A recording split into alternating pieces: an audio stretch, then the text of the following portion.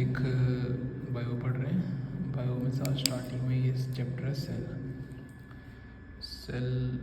पहले तो मतलब बेसिक चीज़ें जैसे कि 2-3 चीज़ें उनमें आती हैं। एक तो हमारे पास आ गई कि भाई स्टैटिक चीज़ें, भाई किसने क्या बनाया, किसने क्या डिस्कवर किया। उसके अंदर हम ये पढ़ते हैं कि रॉबर्ट हुक जो हमारे थे, रॉबर्ट हुक डिस्कवर्ड सेल इन 1665। मतलब मैं सिर्फ वो पढ़ाने वाला हूँ जो भी आएगा या आता रहता है ना, उसी के हिसाब से पढ़ाऊँगा। रॉबर्ट ब्राउन थे न्यूक्लियस डिस्कवर किया। ठीक है, किस ईयर में ये इंपॉर्टेंट नहीं है, बट इतनी बार क्वेश्चन ये आ चुका है कि अब ये हो गया कि शायद ईयर भी पूछ ले वो, इसलिए क्योंकि वो कुछ भी पूछ सकता है। यूपीएससी है भाई, जब मन करे कुछ भी कर सकता है। तो discovery of living cell, free living cell in the pond water, protozoa discover किया था। फ्री लिविंग सेल किसने डिस्कवर किया अगर कोई पूछे तो एंटोनी वेन हॉक। अब मेरा प्रोनाउंसिएशन सही नहीं होगी शायद से, बट फिर भी चेक कर लेना। उसके बाद में हमारे पास है टर्म प्रोटोप्लाज्म पुरकुंजन है। प्रोटोप्लाज्म पुरकुंजन मतलब ऐसे याद कर सकते हो। टर्म प्रोटोप्लाज्म जो दिया था, पुरकुंजन दिया था। प्रोटोप्लाज्म होता क्या है वो मैं बाद में बताता हूँ। सेल के अंदर ही होता है, ठीक है। और all cell rise from a pre existing cell. जो भी सेल है वो पुराने सेल से निकल के बने, मतलब एक सेल है उससे दूसरा सेल निकला है, मतलब पुराने सेल से ही बने हुए सारे। तो ये किसने कहा था? वर्चुआ। यार तो प्रोनाउंसिएशन भी गड़बड़ है। The cell theory was given by Schleiden and Schwann. ये भी आता रहता है। सेल थ्योरी किसने दी थी? शेल्डन और स्वान दी थी। ये ज़्यादातर एनसीईआरटी बेस्ड है 9th-10th की, बट स्टिल पढ़ने वाली चीज़ें। फिर आता है हमारे पास डिवीजन यूनिसेलुलर और मल्टीसेलुलर ऑर्गेनिजम्स। यूनिसेलुलर में एमीबिया हो गया एग्जाम्पल उसका, बैक्टीरिया हो गया, पैरामीशियम हो गया उसका एग्जाम्पल, है ना। और ये मल्टीसेलुलर ऑर्गेनिजम्स हैं, उसमें प्लांट, एनिमल, है ना। अब सेल के बारे में पढ़ते हुए तो सेल के अंदर अलग अलग जो लेयर्स होती है उसके बारे में पढ़ेंगे। सबसे पहले तो सेल मेम्ब्रेन आता है। सेल मेम्ब्रेन और प्लाज्मा मेम्ब्रेन दोनों एक ही चीज़ होती है। ये हमारा सेल है, ये सेल का प्लाज्मा मेम्ब्रेन या फिर सेल मेम्ब्रेन है, ठीक है। ये न्यूक्लियस है, ये हमारा साइटोप्लाज्म है हमारा। अब जो न्यूक्लियस को छोड़ के जितना भी लिक्विड वाला पोर्शन होता है उसको साइटोप्लाज्म बोलते हैं अभी। और ये हमारा सेल मेम्ब्रेन है या प्लाज्मा मेम्ब्रेन है। प्लाज्मा मेम्ब्रेन, अब इसको सिक्योरिटी गार्ड कह सकते हैं कि सिक्योरिटी गार्ड या ये सुरक्षा करता है। सेमी परमिएबल होता है, सबसे पहली बात तो ये सेमी परमिएबल मेम्ब्रेन होता है, मतलब कुछ चीज़ों को अलाउ करता है, कुछ चीज़ों को नहीं अलाउ करता है। या फिर सिलेक्टिवली परमिएबल मेम्ब्रेन भी कह सकते हैं इसको, कि भाई हर चीज़ को अलाउ करे ना करे, सिलेक्टिवली चीज़ों को अलाउ करता है। बना किसका होता है? लिपिड्स एंड प्रोटीन को, उसको लाइपोप्रोटीन भी बोलते हैं। लिपिड्स और प्रोटीन तो हमको पता ही क्या होता है। लिपिड्स फैट होते हैं एक तरह से, ठीक है, मेड अप ऑफ। और उसके बाद में सिक्योरिटी गार्ड होता है, पर ये लिपिड्स और प्रोटीन का बना होता है। इसी की वजह से ये शुगर हो गई, मतलब मीठी चीज़ हो, मीठा या फिर अल्कोहल, इनको आराम से अलाउ कर देता है क्योंकि ये इन्हीं चीज़ों से बना होता है। फैट और प्रोटीन से मिलके बना होता है। तो ये क्या होता है कि जैसे इसको पसंद होता है, लेकिन एक तरह से अगर आप ये कह सकते हैं कि सिक्योरिटी गार्ड है, थोड़ा सा नशेड़ी भी है हमारा और मिठाई पसंद करता है। तो क्या करता है, जब भी इसको अल्कोहल वगैरह मिलती है तो ये फटाफट अंदर आने देता है, मतलब सेल के अंदर आने देता है। इसका रेलेवेंस ये है कि भाई सिलेक्टिवली परमेबल है, बट कुछ चीज़ें अलाउ करता है। पर हम ये कहते हैं कि अल्कोहल हमको बड़ी जल्दी चढ़ती है, किसी को अल्कोहल बहुत ज़्यादा जल्दी चढ़ती होगी, क्योंकि हमारा जो सेल मेम्ब्रेन है, जो सिक्योरिटी गार्ड है, वो अलाउ कर देता है इसको अंदर आने के लिए। ये इसलिए एंटर कर जाता है क्योंकि इसको खुद को पसंद है। बोलता है कि मुझे एक बोतल दे दो और अंदर चल जाओ, तो अल्कोहल एक बोतल इसको मिल जाती है, बाकी अंदर चल जाती है। तो इससे हम इसकी वजह से हम नशे में जाते हैं। बट चक्कर क्या है कि हमारा ब्रेन अपने आप को कट ऑफ कर लेता है बाकी चीज़ों से, क्योंकि ब्रेन के अंदर अल्कोहल चलेगी तो ब्रेन डैमेज हो जाएगा। तो इसलिए ब्रेन कट ऑफ कर लेता है सिग्नल। इसकी वजह से फिर हमको मतलब कुछ भी हम अल्कोहल पिएगा तो कुछ याद नहीं रहता है, एक दिन कोई नाली में पड़ा मिलता है वॉटेवर।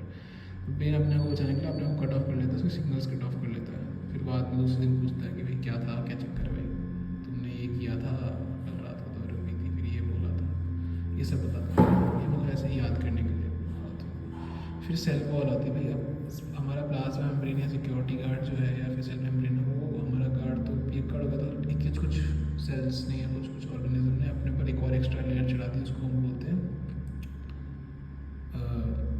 सेल वॉल, ठीक है। सेल वॉल ये पोर्शन हो गया सेल वॉल।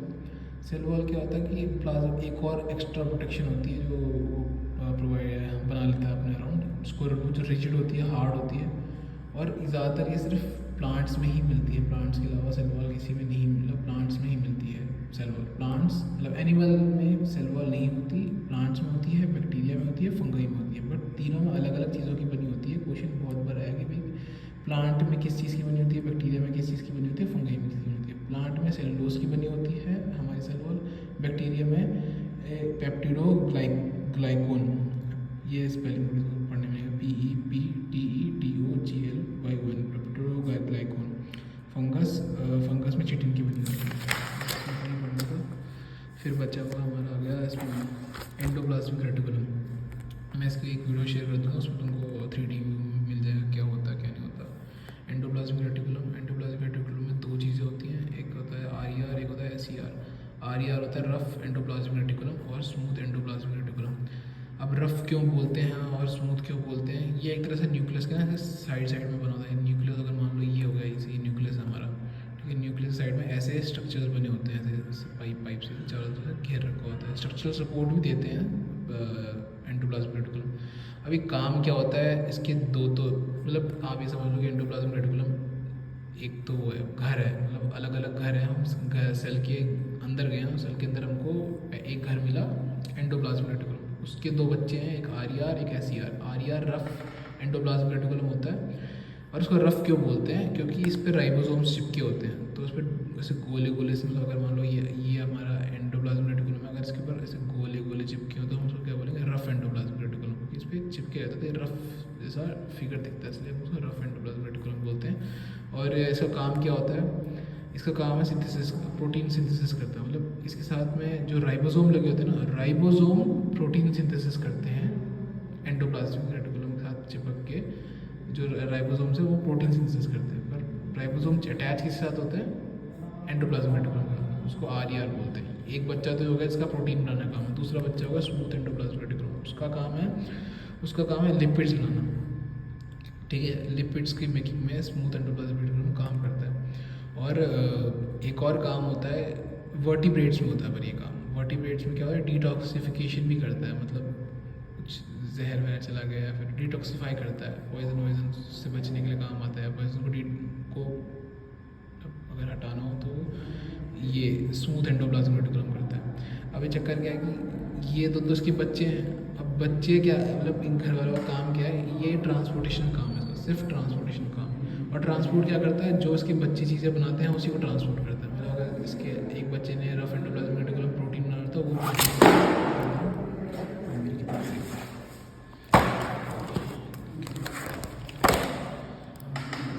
रफ एंडोप्लाज्मिक, मतलब इसका ट्रांसपोर्टेशन का धंधा है एक तरह से। बट ट्रांसपोर्ट क्या करता है, जो इसके बच्चे जो चीज़ें बनाते हैं वही ट्रांसपोर्ट करता है। प्रोटीन बनाता है तो प्रोटीन ट्रांसपोर्ट करता है, और लिपिड बनाता है लिपिड्स ट्रांसपोर्ट करता है। कुछ इस तरीके से दिखता है सेल के अंदर। ये हमारा RER है, ये हमारा स्मूथ एंडोप्लाज्मिक रेटिकुलम, ठीक है। उसके बाद में हमारी गोल्गी बॉडीज़ आई। गोल्गी बॉडीज़ ट्रांसपोर्टेशन या अपनी स्टोरेज या पैकेजिंग में हेल्प करती है। अब ट्रांसपोर्टेशन स्टोरेज पैकेजिंग, इनमें गोल्गी बॉडीज़ गोल्गी अपरेटस बोलते हैं। ये दूसरा घर पे है, दूसरे घर में ये वाला काम करता है। ये भी ट्रांसपोर्टेशन करता है, पर ये एक्स्ट्रा क्या करता है, स्टोरेज भी करता है और पैकेजिंग भी करता है चीज़ों की, जो भी मटेरियल इधर उधर से जाना होता है। साथ का ही पड़ोसी घर वाले ना ये लोग। तो help in the manufacture of lysosomes. अब लाइसोसोम्स की मैन्युफैक्चरिंग गोल्गी ऑपरेटस करता है, ये याद रखना। अब गोल्गी ऑपरेटस लाइसोसोम की मैन्युफैक्चरिंग करता है। लाइसोसोम्स हमने बहुत पहले सुना हुआ, कहता है लाइसोसोम्स सुसाइडल बैग, ये सबसे आसान क्वेश्चन हमें बहुत बार आ चुका है। लाइसोसोम्स सुसाइडल बैग्स होते हैं, क्यों होते हैं, कि ये क्या करते हैं, ये डाइजेस्टिव एंजाइम से डील करते हैं। डाइजेस्टिव एंजाइम्स में भरे होते हैं इनके अंदर, इन बैग्स के अंदर। तो filled with hydrolytic digestive enzymes made by RER। अब यहाँ पर देखने वाली बात यह है कि इसका जो डाइजेस्टिव एंजाइम है वो बना कौन रहा है, RER कौन है, रफ एंडोप्लाज्मिक रेटिकुलम, ठीक है, वो इसका डाइजेस्टिव एंजाइम बना रहा है। और ये करते क्या है, सुसाइडल बैग्स क्यों होते हैं, कि कोई भी फॉरेन बॉडीज आती है, फिर कोई भी बाहर का आदमी आता है, तो वो देखते हैं भाई सेल खतरे में, तो ये अपने आप को ही फाड़ लेते हैं, और पूरे सेल को भी जब ये फटते हैं तो पूरा सेल भी बर्स्ट डिस्ट्रॉय हो जाता है। और वो ऐसा करते क्यों है? क्योंकि मान लो एक कोई खराब सेल में कुछ खराबी आ गई और फिर मान लो ये सेल डिवाइड हो जाएगा तो खराबी बढ़ जाएगी, फिर दो सेल खराब वाले हो जाएंगे, इसलिए फाड़ के अपने आप को बर्स्ट करता है, सुसाइड बांधता है और पूरे सेल को तबाह करता है ताकि वो आगे डिवाइड ना हो पाए, मतलब ख़राब चीज़ आगे डिवाइड ना हो पाए।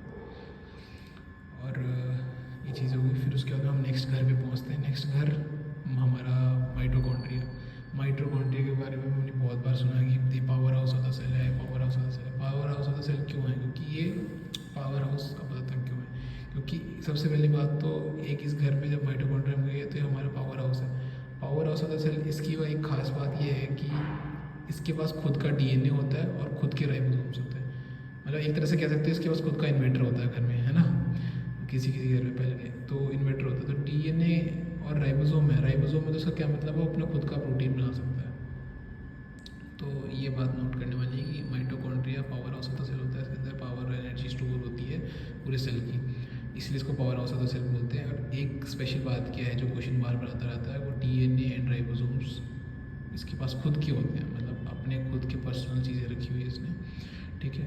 और इसके दो लेयर्स होते हैं, 2 लेयर, डबल मेम्ब्रेन होता है, ठीक है। जो बाहर वाली लेयर होती है वो पोरस होती है और अंदर वाली फोल्डेड होती है, मतलब कुछ इस तरीके से होता है। ये बाहर ये ऐसे होता है और अंदर से ये कुछ इस तरीके से होता है। अब ये जो फोल्डेड लेयर होती है, अब ये फोल्ड से होता क्या है? फोल्ड से क्या है, इसमें जगह बढ़ जाती है। यहाँ पर जैसे यहाँ पर ज़्यादा चीज़ें स्टोर हो सकती है, तो यहाँ पर इस फोल्डेड एरिया में वो एनर्जी स्टोर हो जाती है। और बाहर पोर्स होते हैं, छेद होते हैं, जिससे सब कुछ चीज़ें अंदर आ सके, इसलिए इसके अंदर छेद होते हैं बड़े सारे, ठीक है। ये इस काइंड ऑफ जिस तरीके से ही दिखता है हमारा माइटोकॉन्ड्रिया। पोरस होती है, एक फोल्डेड होती है। फोल्डेड के अंदर एनर्जी स्टोर हो सकती है। डबल मेम्ब्रेन होता है, बाहर वाला पोरस, अंदर वाली फोल्डेड, अपना खुद का डीएनए और राइबोसोम होता है, ये इंपॉर्टेंट है। लार्ज स्पेस हो जाती है फोल्ड होने की वजह से। जब इस फोल्ड को खोलोगे तो ये फोल्ड को अगर खोलेंगे तो ये लंबी स्पेस बन जाएगी, ठीक है। तो इसकी वजह से लार्ज स्पेस और स्टोरेज बन जाती है। इधर ये एटीपी के फॉर्म में एनर्जी को स्टोर करता है। एटीपी क्या होती है ये भी ध्यान रखने वाली बात है। एटीपी हमारी एनर्जी करेंसी होती है, मतलब जैसे हमारे पास एनर्जी करेंसी है, इस फॉर्म में ही एनर्जी का ट्रांसफ़र और स्टोरेज होती है। इस एटीपी का फुल फॉर्म होता है एडिनोसिन ट्राइफॉस्फेट। मैंने लिखा नहीं है यहाँ पर, बाद में लिखूँगा। एडिनोसिन ट्राइफॉस्फेट, आप खुद सर्च कर सकते हो। अब प्लास्टिड ये एक चीज़ होती है जो सिर्फ प्लांट सेल में पाई जाती है, एनिमल सेल में नहीं होती है। ये भी नोट करने वाली चीज़ है। इसके पास भी खुद का डीएनए और खुद का राइबोसोम होता है।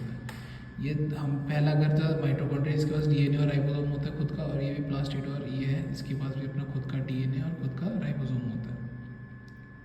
Only found in plant cell के अंदर होता है। अब इसके प्लास्टिड के भी दो टाइप्स हैं, मतलब जैसे हमारे दो बच्चे हैं, उसमें एक ल्यूकोप्लास्ट है और एक क्लोरोप्लास्ट है।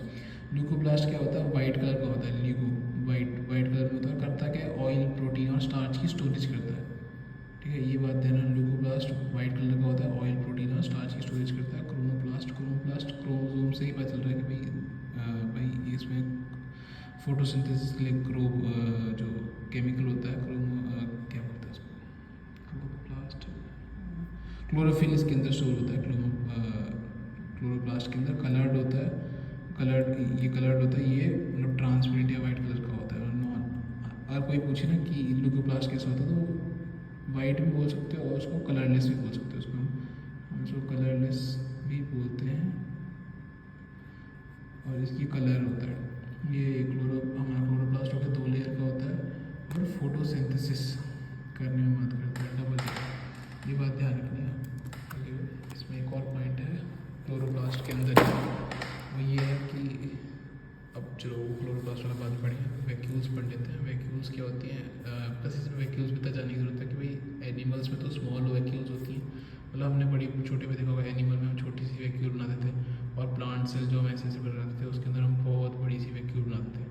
अगर डायग्राम याद हो 9th-10th की तो ध्यान से दे सकते हो। बस इतना जान लो कि वैक्यूल्स एनिमल सेल में लार्ज होते हैं और प्लांट सेल में वो छोटे होते हैं।